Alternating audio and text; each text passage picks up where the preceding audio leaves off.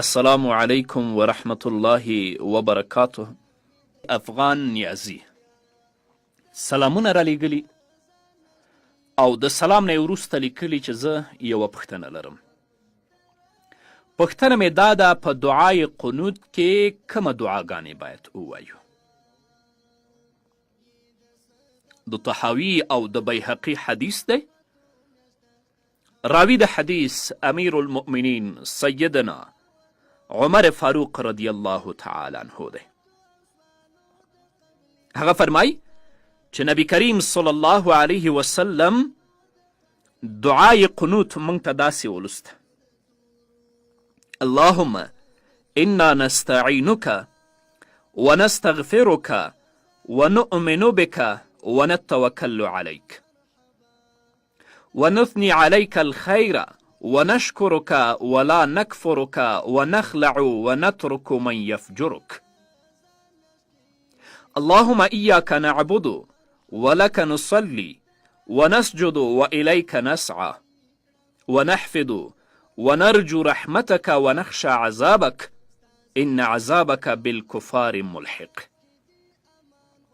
ای الله، موږ ستانه مدد غواړو او له تانه مغفرت طلب کوو او په تا ایمان لرو او په تا باندې توکل کوو او په تا د خیر ثنا وایو او موږ ستا شکر ادا کوو او ستا ناشکري نه کوو او موږ جدا کیږو او پرېږدو هغه کس څوک چې ستا نافرماني کوي.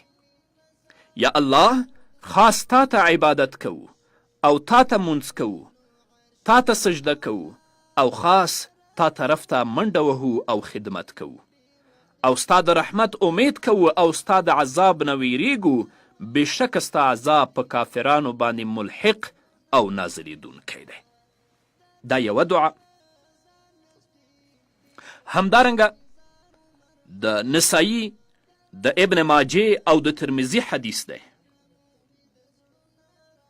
هلته فرمایي: اللهم اهدني في من هديت وبارك لي فيما أعطيت وتولني في من توليت وقني شر ما قضيت فإنك تقضي ولا يقضى عليك وإنه لا يذل من واليت تباركت ربنا وتعاليت.